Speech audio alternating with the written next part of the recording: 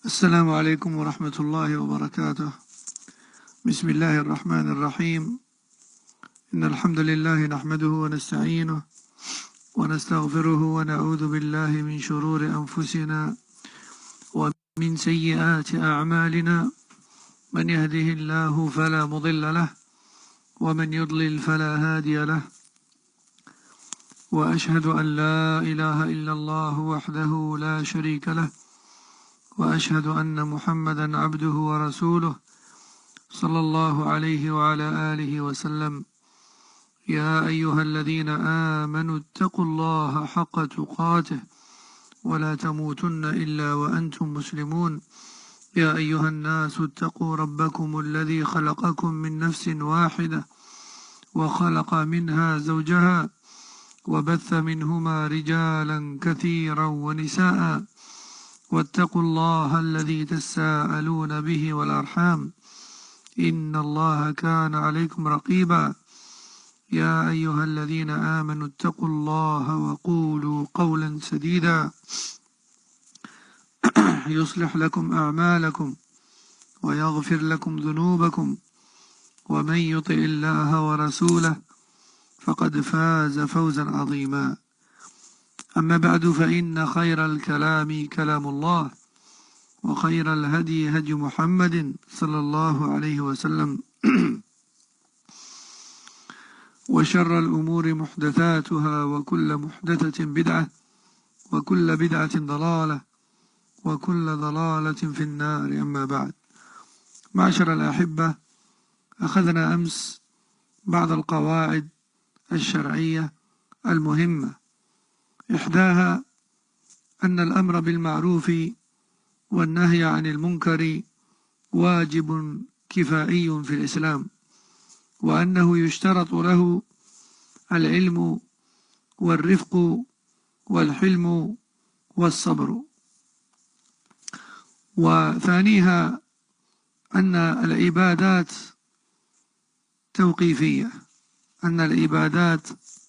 توقيفية. وثالثها أن مدار الدين على العلم النافع والعمل الصالح، فلا دين إلا بعلم صحيح وعمل به. ونأخذ اليوم إن شاء الله قاعدة واحدة فقط، لكنها مهمة للغاية. Chers frères et sœurs bien-aimés en Allah tabaraka wa ta'ala, et qu'Allah nous mette parmi ceux qu'il abritera dans l'ombre de son trône le jour où il n'y aura d'ombre si ce n'est celle-là, et qu'il nous mette parmi ceux qui s'aiment en lui, et qu'il aime à son tour, subhanahu wa ta'ala. Mes chers frères et mes chères sœurs en Allah tabaraka wa ta'ala, hier on a vu ensemble quelques règles en islam, quelques règles de base, quelques règles importantes que nul musulman ne peut se permettre d'ignorer. La première d'entre ces règles, c'est que le conseil porté à autrui, le conseil fait aux pécheurs ou aux fauteurs, est une obligation qui incombe à une partie suffisante de la communauté.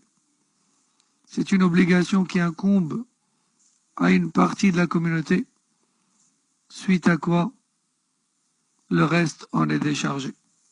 Mais si personne ne s'en occupe, alors tout le monde est dans le péché. Tout le monde est dans le péché. Aussi, nous avions vu que ce conseil porté à autrui nécessite absolument trois choses. Tout d'abord, la connaissance suffisante dans le sujet abordé. Ensuite, la douceur et la sagesse. Et enfin, la patience face aux préjudices subis lors du conseil prodigué. Ensuite, la deuxième règle que nous avons vue ensemble, c'est que les actes de culte en islam sont restreints à ce qui a été légiféré par Allah tabaraka wa ta'ala à travers les textes de la révélation, et qui n'appartient à personne. d'innover quoi que ce soit en islam. La troisième règle que nous avons vue ensemble, c'est que la religion d'une personne ne peut être correcte que s'il la compose de deux choses. Tout d'abord, la connaissance correcte de l'islam et ensuite la mise en pratique de cette connaissance. Et aujourd'hui, Inch'Allah, nous allons voir une règle, une seule règle. Et on se suffira de cette seule règle pour aujourd'hui, Inch'Allah, au vu de son importance. القاعدة الرابعة أن درء المفاسد مقدم على جلب المصالح. درء المفاسد مقدم على جلب المصالح. والأدلة من الكتاب والسنة على هذه القاعدة الشرعية العظيمة كثيرة.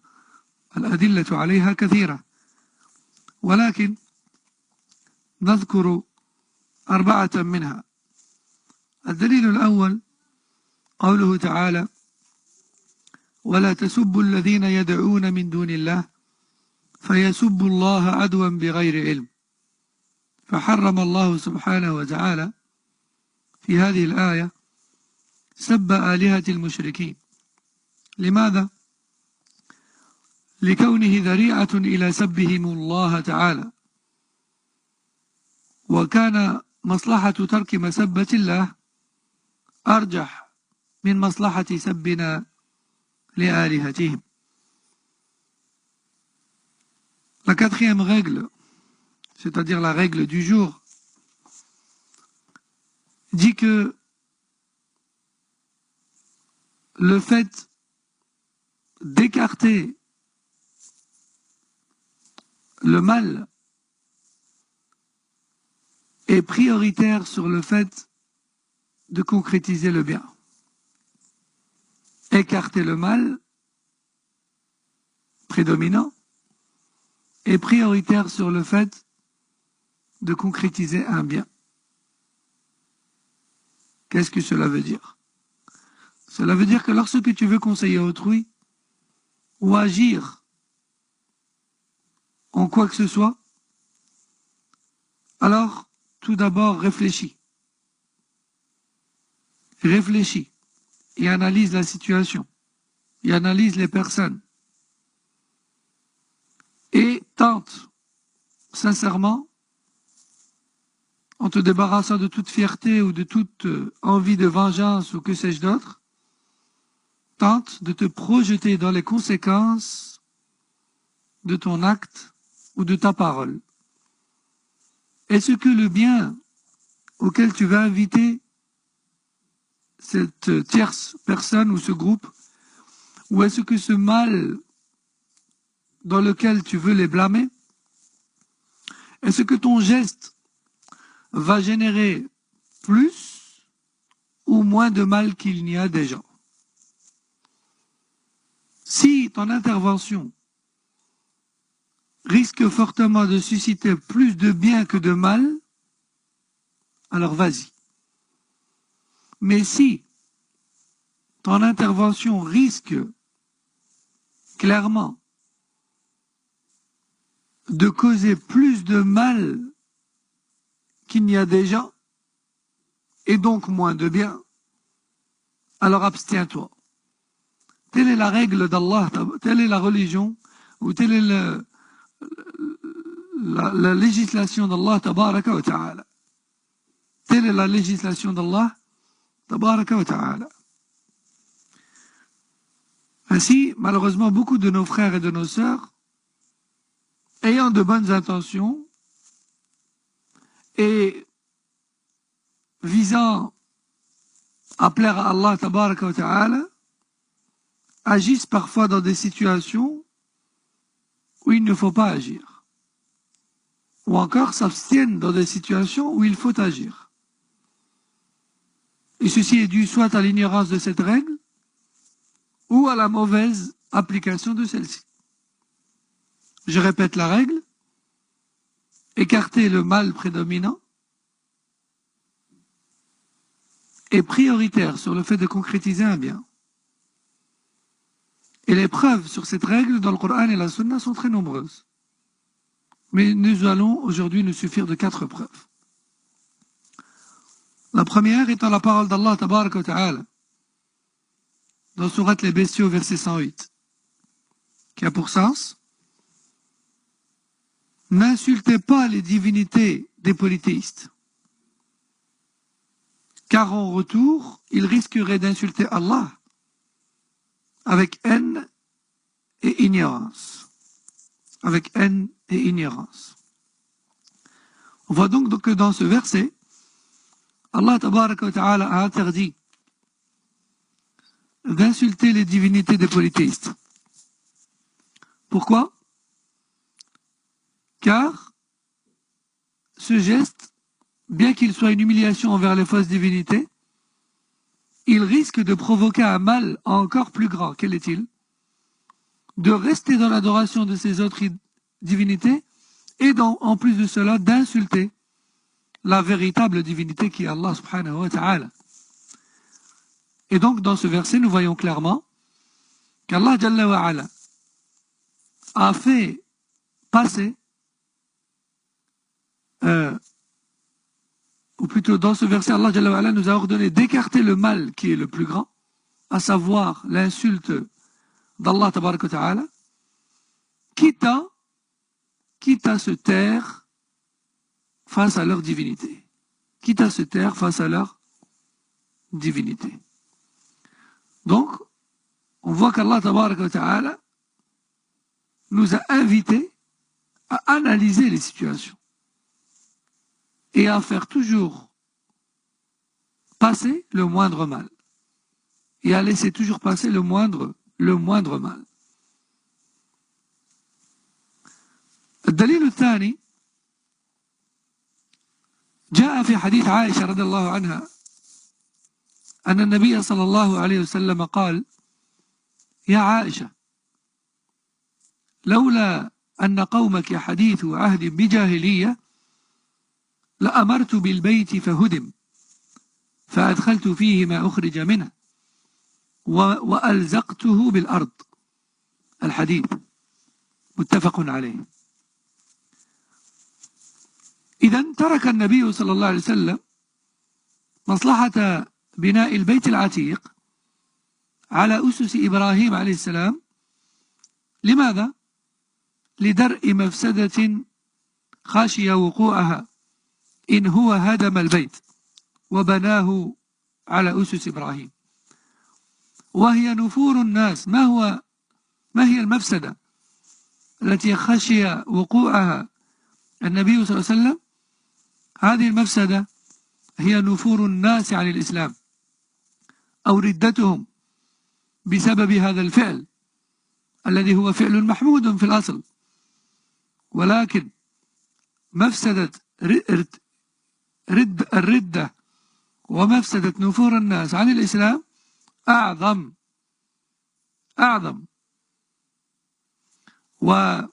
فقدم النبي صلى الله عليه وسلم درء هذه المفسدة على جلب تلك المصلحة. Deuxième preuve. Le hadith de Aïcha radhiyallahu anha rapporté chez le Bukhari et Muslim, dans lequel elle dit que le prophète sallallahu alayhi wa sallam lui a dit: ô Aïcha, et Aïcha, elle est issue de la même tribu que Mohammed sallallahu alayhi wa sallam, c'est-à-dire Quraysh.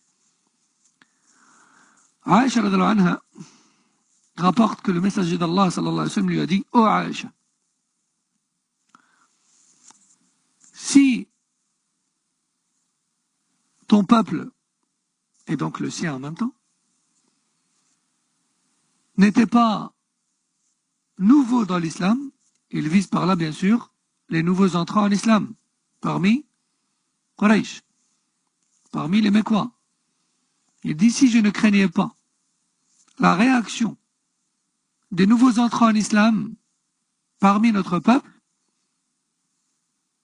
eh bien, j'aurais détruit la Kaaba et je l'aurais reconstruite sur ses premières bases telles qu'elle était, sur ses premières fondations telles telle qu'elle l'a été par Ibrahim et son fils Ismaïl alayhim as-salam. J'aurais placé sa porte à ras de sol, etc. Jusqu'à la fin du hadith. Et ce qui nous intéresse surtout dans ce hadith, c'est le début. Si je n'avais pas craint la réaction des nouveaux entrants dans l'islam parmi notre peuple, j'aurais détruit la Kaaba et je l'aurais reconstruite comme le premier jour. Le fait de détruire la Kaaba et de la reconstruire telle qu'Ibrahim l'avait construite est une bonne chose. Mais la réaction redoutée par les gens, qui est leur détournement de l'islam ou leur apostasie ou autre, à cause de la destruction de la Kaaba, est bien pire. Yani, le fait que la Kaaba ne soit pas sous sa forme première, c'est dommage. Mais le fait que les gens apostasient et fuient l'islam après l'avoir embrassé, parce que la maison sacrée d'Allah qu'ils vénéraient tant a été détruite, est un mal plus grand que celui de la Kaaba qui n'est pas sous sa forme première. Donc on voit clairement que dans ce hadith, le prophète sallallahu alayhi wa sallam a délaissé cette bonne action qui est de remettre la Kaaba sous sa forme première, afin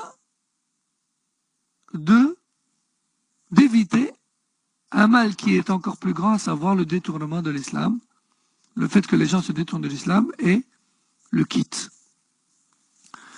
الدليل الثالث أن النبي صلى الله عليه وسلم كان يكف عن قتل المنافقين مع كونه مصلحة لئلا يكون ذريعة إلى تنفير الناس وقولهم أن محمدا يقتل أصحابه.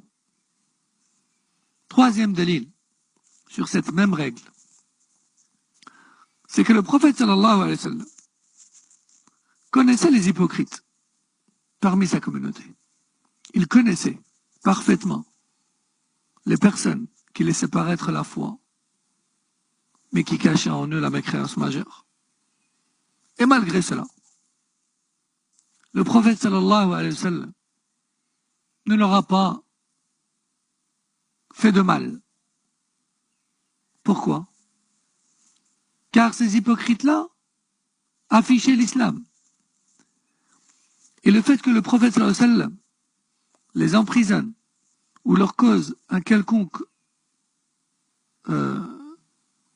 tort, eh bien, cela aurait fait croire aux gens que les entrants en islam se font, ou que les entrants en islam subissent du mal de la part du prophète de l'islam.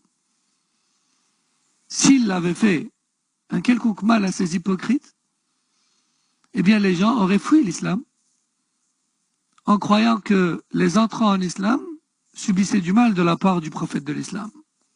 Sallallahu alayhi wa sallam.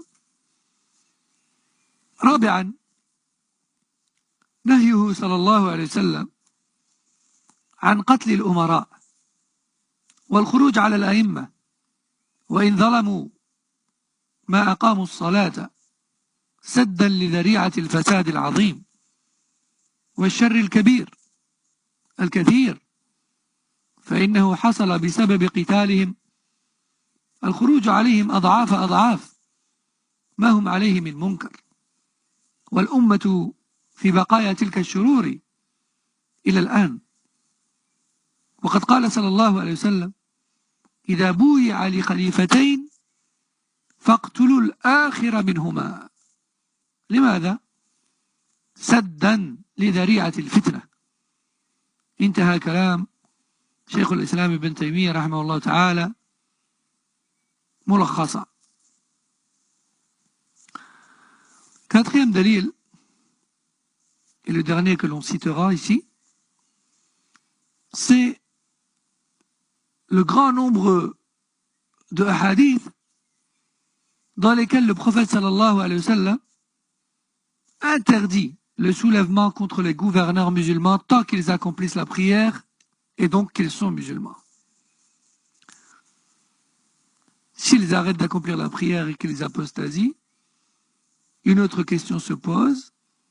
Est-ce que les musulmans, le peuple musulman est en mesure, oui ou non, d'imposer un deuxième gouverneur sans dégâts, sans faire couler le sang, sans faire plus de mal qu'il n'y a déjà?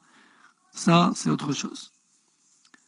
Mais à la base, le gouverneur musulman, même s'il est injuste envers son peuple, eh bien, l'islam nous interdit le soulèvement contre lui tant qu'il est encore musulman et tant qu'il prie.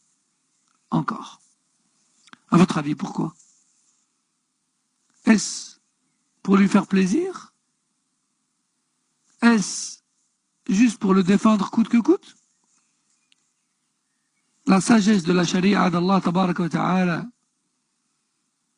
est bien plus grande que cela dans cette interdiction de soulèvement. La cause, c'est d'éviter un mal plus grand. C'est d'éviter le chaos dans le pays. C'est d'éviter le bain de sang. C'est d'éviter les pertes de vie. C'est d'éviter de perdre la sécurité sur terre. Et donc, d'éviter d'ouvrir les portes aux criminels et aux semeurs de troubles, aux causeurs de troubles sur terre, car ils n'auront plus peur d'aucune autorité, vu que le désordre règne sur terre. Le gouverneur, en général, même s'il est injuste envers son peuple dans certaines choses, son autorité et les forces qu'il déploie dans le pays sont un grand bienfait d'Allah tabaraka wa ta'ala. Et s'il n'y avait que ce bienfait-là, qui est celui de la sécurité et de l'absence de l'anarchie, ce serait déjà un bienfait suffisant pour être reconnaissant, pour lequel on devrait être reconnaissant. Donc, l'une des preuves, c'est l'interdiction du soulèvement contre les gouverneurs. Pourquoi? Afin d'éviter un mal encore plus grand derrière. Et malheureusement, notre communauté musulmane dans le monde entier, encore jusqu'à aujourd'hui, subit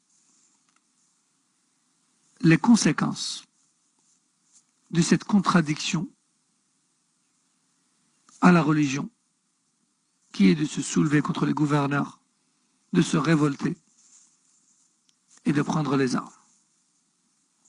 Le prophète sallallahu alayhi wa sallam a été jusqu'à dire, alayhi salam,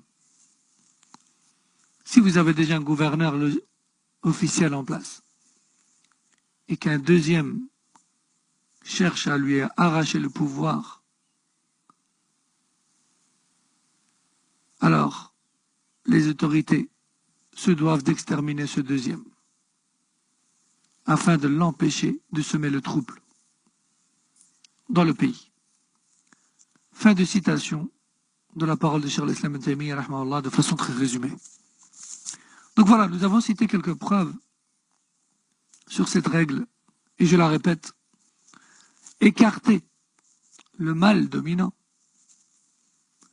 est prioritaire sur le fait de concrétiser un bien. Si tu vois en ton frère ou en ta sœur un défaut ou un manquement, réfléchis avant de parler. Si tu vois dans une situation une chose blâmable, réfléchis avant de parler. Et analyse avant de parler. Et sache avant de parler. Car tu risques de faire plus de dégâts et plus de mal que de bien. Et combien sont nombreux les exemples? Combien de frères et de sœurs ont apostasié à cause du mauvais comportement de certains des nôtres? Combien de frères et de sœurs ont délaissé Sunnah à cause du mauvais comportement de certains d'entre nous? Hélas. Wallahu al-musta'an.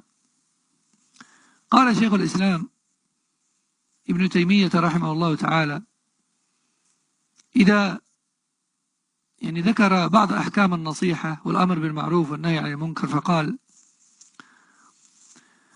إذا تعارضت المصالح والمفاسد قدم الأرجح منها قدم الأرجح منهما على المرجوح. قال ومن أصول أهل السنة والجماعة قال ومن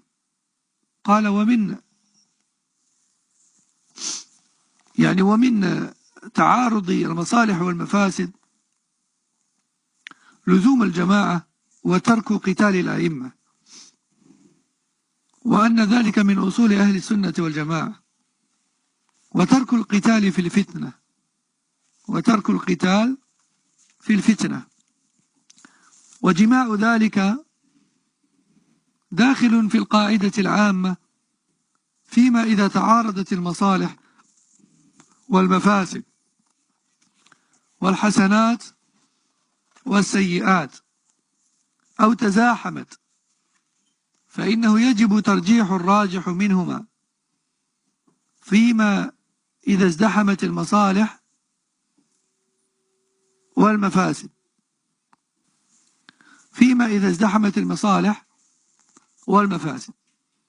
فإن الأمر والنهي وإن كان متضمنا لتحصيل مصلحة ودفع مفسدة فينظر في المعارض له، فإن كان ما يفوت من المصالح أو يحصل من المفاسد أكثر لم يكن مأمورا به، بل يكون محرما إذا كانت مفسدته أكثر من مصلحته.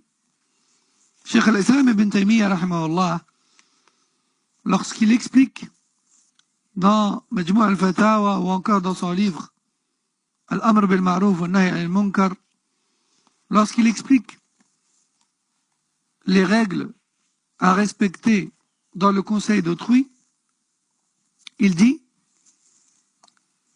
lorsqu'il y a dans une situation face à laquelle on veut agir une possibilité d'effets négatifs et d'effets positifs, alors on se doit d'analyser la situation et de tenter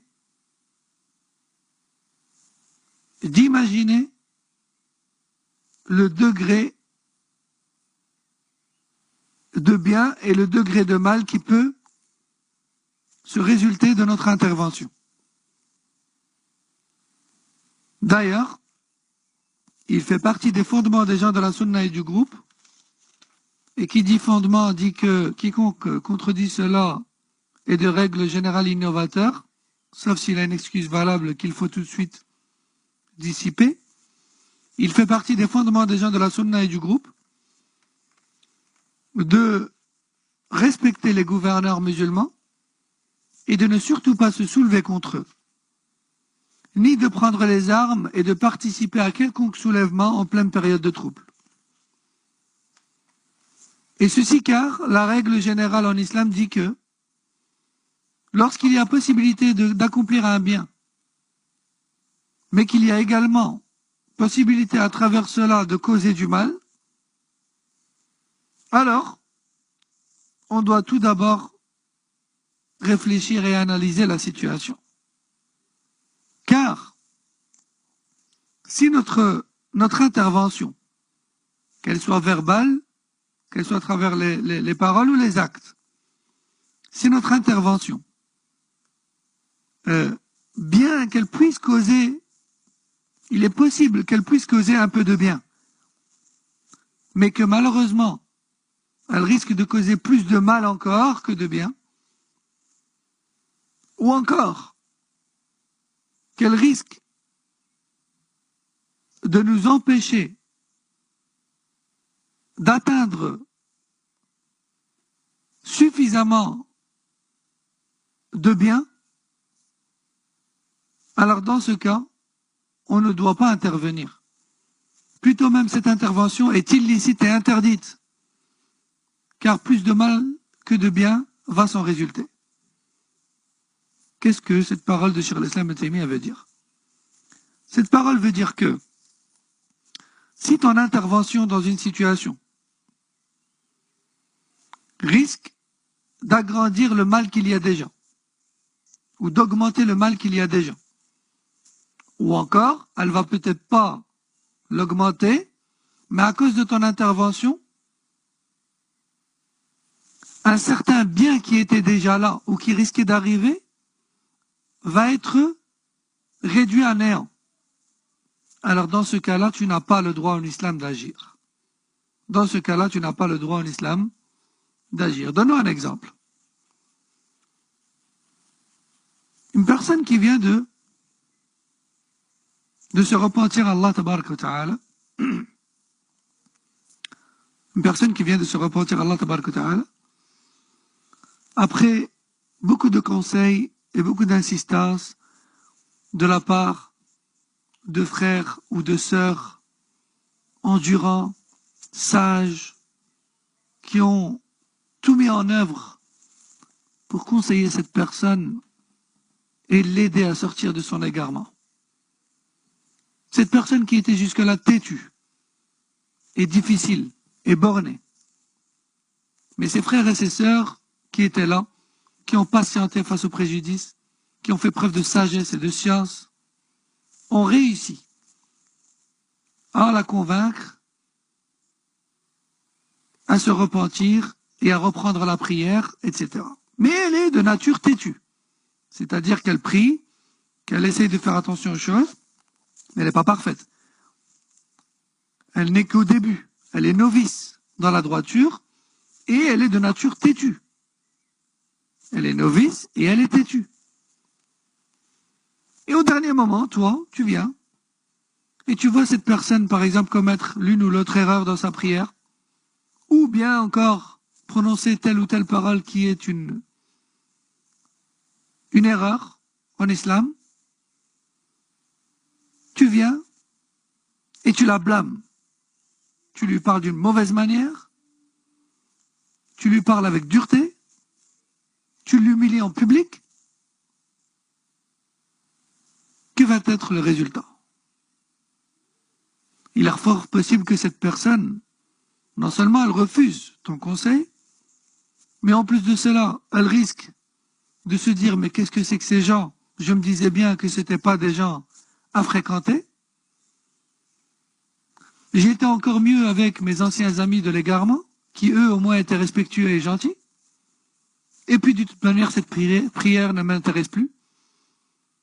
Et si c'est ça les gens de la religion, eh bien gardez-la votre religion. Allahu Akbar.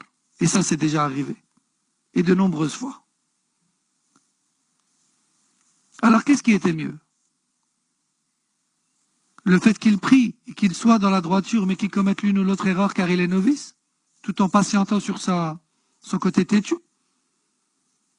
Ou bien le fait de l'avoir totalement perdu, voire même apostasié? Il est clair que la première situation était meilleure. Et donc, cette règle doit nous mener à réfléchir, afin d'éviter les catastrophes. Et ces catastrophes sont beaucoup plus courantes et plus nombreuses qu'on ne le pense, malheureusement. واعتبار مقادير المصالح والمفاسد هو بميزان الشريعة. وعلى هذا إذا كان الشخص أو الطائفة جامعين بين معروف ومنكر بحيث لا يفرقون بينهما بل إما أن يفعلوهما جميعا أو يتركوهما جميعا لم يجوز أن يؤمروا بمعروف ولا أن ينهوا عن منكر بل ينظر فإن كان المعروف أكثر أمر به حتى لو استلزم ما هو دونه من المنكر ولا ينهى عن منكر يستلزم تفويت معروف أعظم منه لأن النهي يكون حينئذ من باب الصد عن سبيل الله والسعي في زوال طاعته وطاعة رسوله صلى الله عليه وسلم وزوال فعل الحسنات. Cheikh l'Islam continue et nous dit, alors attention que les bonnes et les mauvaises conséquences doivent être déterminées selon la vision de la charia et non pas selon la vision de tout un chacun ou de la raison ou de l'opinion personnelle de tout un chacun. Car là est le problème. Lorsque certaines personnes égarées sont conseillées par les gens de la Sunna, lorsqu'ils leur disent votre soulèvement ou votre appel à la haine va causer plus de mal que de bien pour l'islam et les musulmans, ils disent il faut bien des sacrifices. Ils disent il faut bien des sacrifices. Et que la fin justifie les moyens.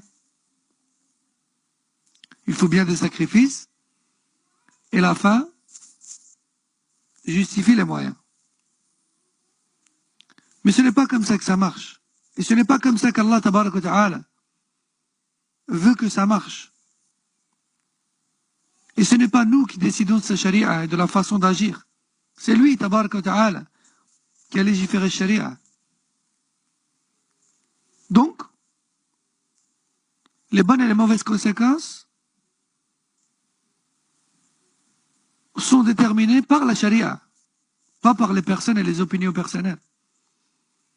Car il y a certaines personnes déficientes religieusement parlant et même psychologiquement parlant, parfois on a l'impression, lorsqu'ils voient que des milliers de personnes sont mortes gratuitement à cause de leur appel à la haine et au soulèvement, ils disent, écoute, la fin justifie les moyens, il faut bien des sacrifices. Et c'était une nécessité. Et au final, nous avons réussi à retirer ce président ou ce roi. Alors le but est atteint et il y a finalement eu plus de bien que de mal. Ces pertes humaines ne sont que peu face à la réussite. Allahu Akbar. Allah tabaraka wa ta'ala a révélé l'islam, la charia de l'islam qui a 5 buts. Maqasid khamsa. Et parmi ces 5 buts, il y a le fait de préserver les vies humaines et d'empêcher le sang de couler. Ça, c'est l'un des 5 principaux buts de la charia de l'islam. Et lui, qui n'a aucune science, rempli d'ignorance et de passion, voulant absolument le pouvoir et faire triompher son groupe et sa secte et sa mouvance, à partir du moment où le pouvoir est renversé et où son groupe s'en est emparé, alors le but est atteint, les pertes humaines ne sont que peu. C'est pour ça que le ulama, notamment Cheikh al-Islam ibn Taymiyyah ici, il insiste sur le fait que les bonnes et les mauvaises conséquences, en fonction desquelles on agit ou on n'agit pas dans une situation, sont déterminées par la charia elle-même, au nom de laquelle on prétend agir. Non. Et de ce fait, si par exemple tu te trouves face à une personne ou un groupe de personnes qui ont en eux beaucoup de bonnes actions, mais également beaucoup de mauvaises actions, de sorte à ce que ce soit des personnes têtues qui, soit elles commettent et accomplissent toutes les bonnes et les mauvaises actions en même temps, soit elles délaissent toutes les bonnes et les mauvaises actions en même temps, alors dans ce cas de figure, il t'est interdit de leur parler et de les conseiller. Plutôt tu les laisses là-dessus. Car le bien qu'ils font en compagnie du mal est meilleur que l'absence du mal avec l'absence de tout bien également. Aussi, Cheikh al-Islam ibn Taymiyyah nous donne un autre exemple, un autre cas de figure. Il dit, si ton intervention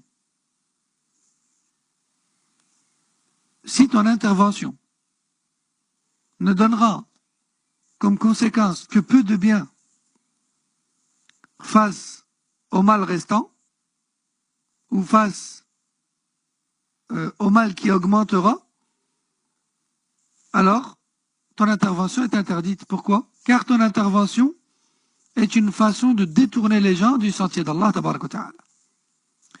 Dit plus simplement, si ton intervention auprès d'une personne ou d'un groupe de personnes, au nom de la religion, cause plus de mal que de bien, alors ton intervention est interdite en religion. Même si le conseil que tu as donné est une bonne chose. Si cela cause plus de mal que de bien, alors tu te dois de te taire et de ne pas intervenir. En revanche, si ton intervention risque fortement de donner plus de bien que de mal, alors fonce. C'est un khayr, incha'Allah. وإن كان المنكر أغلب نهى عنه حتى لو استلزم فوات ما هو دونه من المعروف ويكون الأمر بذلك المعروف المستلزم للمنكر الزائد عليه أمرا منكرا وسعيا في معصية الله ورسوله. Aussi, si la personne que tu veux conseiller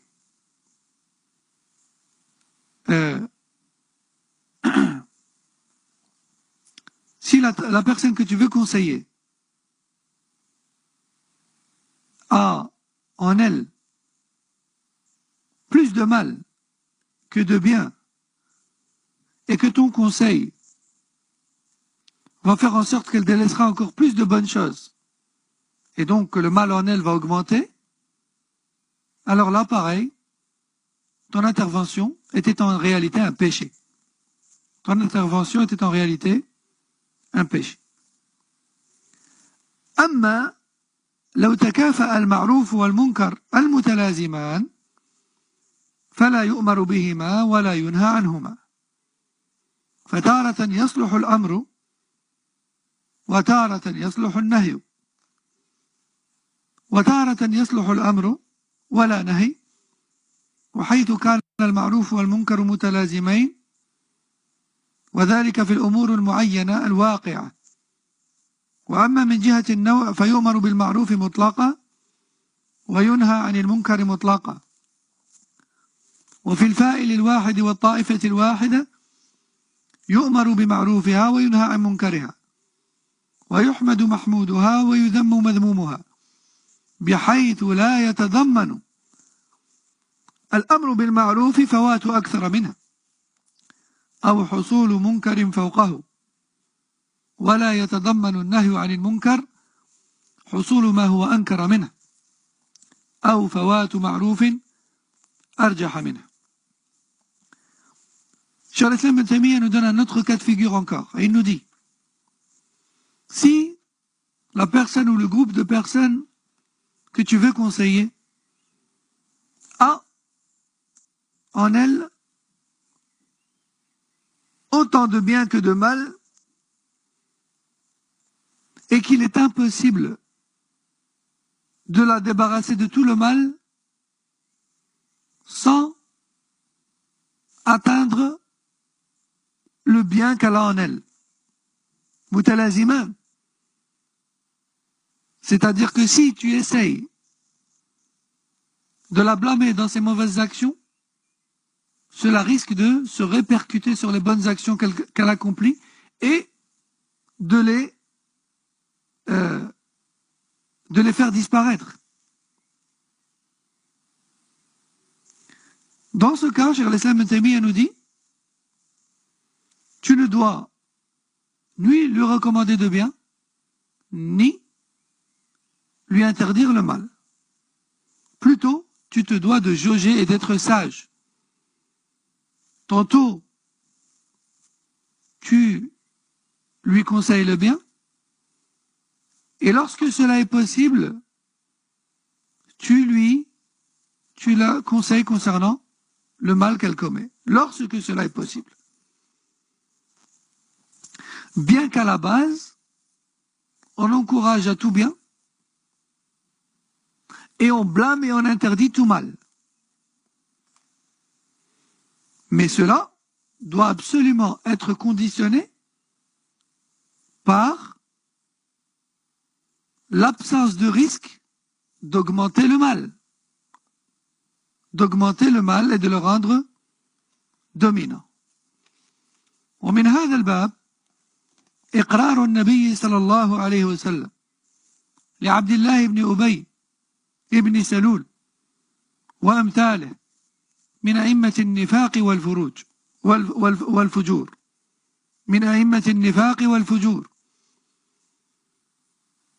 لما لهم من أعوان فإزالة منكره بنوع من عقابه مستلزمة إزالة معروف أكثر أكثر من ذلك يغضب قومه وحميتهم وبنفور الناس إذا سمعوا أن محمدا صلى الله عليه وسلم يقتل أو يقتل أصحابه. انتهى كلام شيخ الإسلام ابن تيمية رحمه الله في مجموع الفتاوى وكتابه الأمر بالمعروف والنهي عن المنكر. Cheikh Islam Ibn Taymiyyah rahimahullah finit sa parole en disant, et c'est pour cette raison que le prophète sallallahu alayhi wa sallam a agréé d'apparence et n'a causé aucun tort à Abdullah ibn Ubay ibn Saloul et ses semblables, qui faisaient partie des têtes des hypocrites. Pourquoi? Car ils avaient un grand réseau. Et ils affichaient l'islam. Et si le prophète sallallahu alayhi wa sallam les avait sanctionnés d'une quelconque manière, cela aurait soulevé leur tribu et les gens auraient fui de l'islam et des musulmans en croyant que le prophète sallallahu alayhi wa sallam tuait quiconque embrassait sa religion. Fin de citation de la parole de Cheikh al-Islam Ibn Taymiyyah rahimahullah. Donc je répète cette règle: écarter le mal, écarter un maximum de mal est prioritaire sur le fait de concrétiser un bien. Si le mal qui découle d'une intervention ou d'une nasiha est plus grand que le bien, alors il est à délaisser. Alors la nasiha est à délaisser. Mais si au contraire, le bien qui découle de ta nasiha, par exemple, va certainement être plus grand que le mal, alors il faut le faire. Et ceci est une règle très importante, subhanallah. Très très importante. Car le non-respect de cette règle de base cause beaucoup de mal, non seulement entre Ahl al-Sunnah, mais également et surtout dans l'Ummah de façon générale. De façon générale. هذا والله أعلم. Et je vous dis à demain, Inch'Allah, pour une dernière règle, bi'idnillahi ta'ala, dans le manhaj salafi. سبحانك اللهم وبحمدك أشهد أن لا إله إلا أنت أستغفرك وأتوب إليك وصلى الله وسلم وبارك على نبينا محمد وعلى آله وصحبه أجمعين. السلام عليكم ورحمة الله وبركاته.